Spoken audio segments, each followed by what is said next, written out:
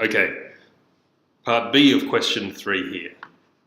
Gives us a table, 2 variables, asks us for stuff like coefficient of correlation, that's a Pearson moment coefficient of correlation, asks us what the correlation indicates, asks us for a linear regression line, and then to use that equation to determine a figure for someone who isn't in here, and then could it be considered reliable. Very similar to what we did already in question 1 and question 2.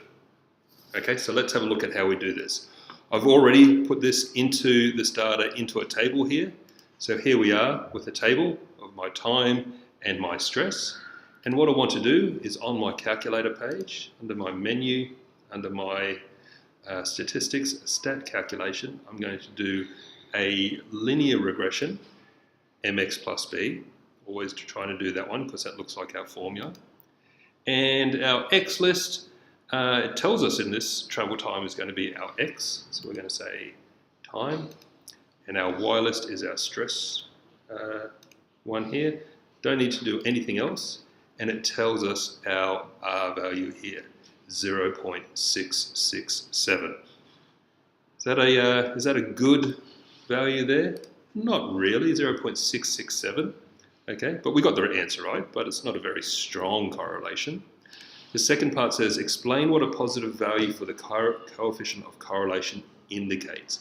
All it's asking is what a positive value means, not how strong it is or anything. So when you're answering this question, have a look here. It says stress rating increases as travel time increases. You can't say it's a positive correlation, but something as one increases, the other one increases. A negative, so this is indicating a slope that's going up like this. A negative one would be going down the other way.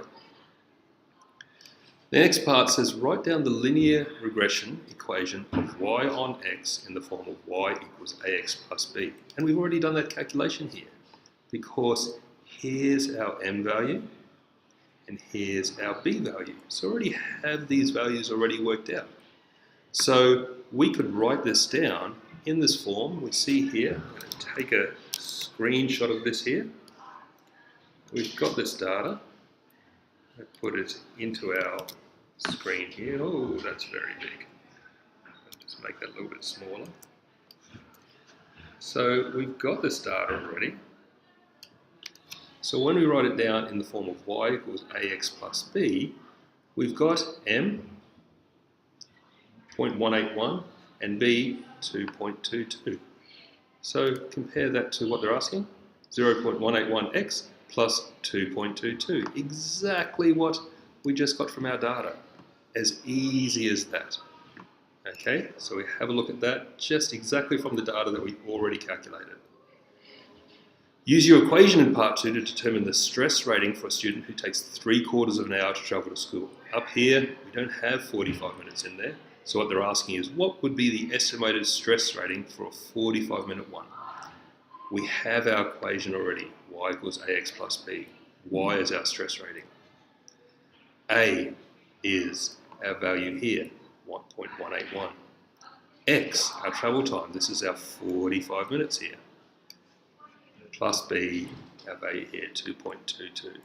When we look at that calculation, so they're putting x equals 45 into this equation, 0.181 times 45 plus 2.22 gives a stress rating of 10.4. You could say 10 or 11, because all the others are integers. But 10.4, that's off the scale. That's a huge stress rating. So that's interesting because the next part of the question asks us, can the answer be considered reliable? One thing is, we can say like we did with the other ones, it's outside the range of data, so it shouldn't be reliable. Another one is that the level of stress is out of 10, and we've already gone beyond 10 for some of the other reasons that they gave here. Not reliable, the data range is outside the data range, the correlation coefficient is not high, that's a good one. The sample is small, responses are subjective. So there's a few reasons why we can say that's unreliable. You only need to put one down, but make sure it's a good one. Okay, hope that helped with your studies.